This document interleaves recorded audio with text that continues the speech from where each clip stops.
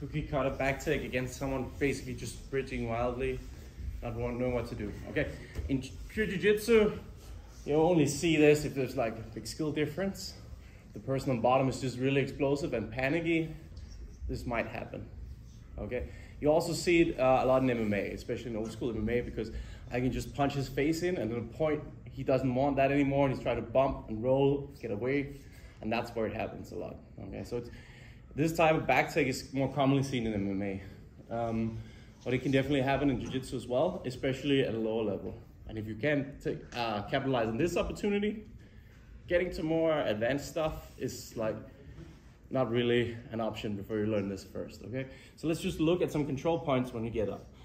So when I'm here, like I could be down, okay? It's a little artificial that maybe he's looking to bridge and roll when I'm just sitting up like this, unless I'm punching him, which is not allowed in these classes, by the way. Don't punch people here.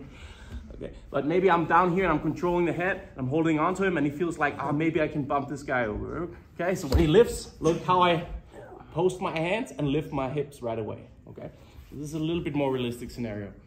I have my arm under his head here, the other hand over the mat. I feel he's going to bridge. I let go and I lift. This is very common. Let's move slightly back. So you see, as soon as I feel like he's bumping me and moving me, I have to let go. So he bumps, and I get to this position here. Now I can start to follow him. Okay, it turns just like before. Look how I plant my hands and I throw in my feet to the inside of his thighs here. All right, this helps me. If I let go early and try to grab onto him, I'm gonna face plant here. So I want hands on the mat first, and I want to slide back to get my hips close to his lower back. And from here, I'm in a pretty stable position.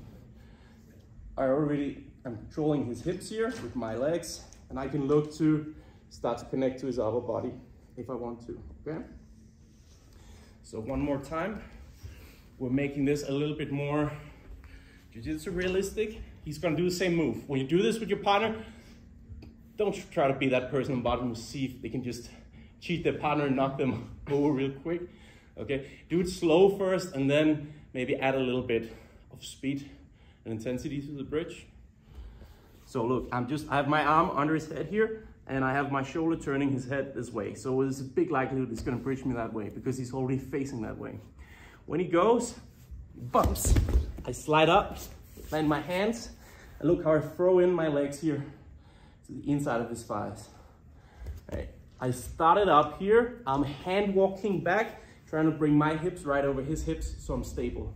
If I'm leaning too much forward, I'm gonna fall off, especially if he just puts his butt in the air and head down here, I might just fall off, okay? So I wanna get back so I have my hips right over his lower back, and I can put my toes on the mat and be stable.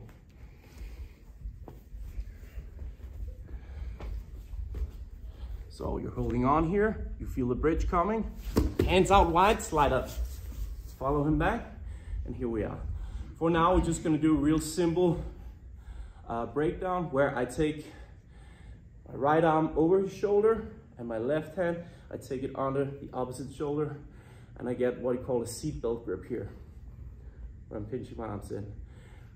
From here, I'm just gonna tilt to a corner and pull him with my arms and push off with my legs and just fall back to here, okay? It's not always gonna be that easy when people are resisting, but for now, we want to just get him to here so we can look at this position, okay? So, this time at the bridge, get a lower stance, walk up, follow him back, one arm over, one arm under, and I push off with my toes and I pull with my arms and I look to pull him to the corner. Don't fall off, like this.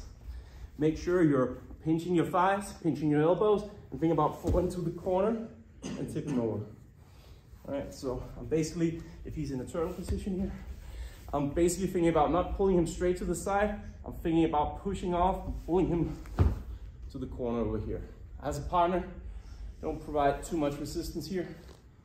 Just gonna get in there because we're gonna look at how to deal with people when they're on their side, okay? So let's add this this movement in where we're in low and we're following them up. Get nice balance, throw in the seatbelt, and just break them down to the side. Don't pull them straight back like this and ruin your partner's knees. Pull them to the corner. Okay? Let's try it on 3. 1, 2, 3.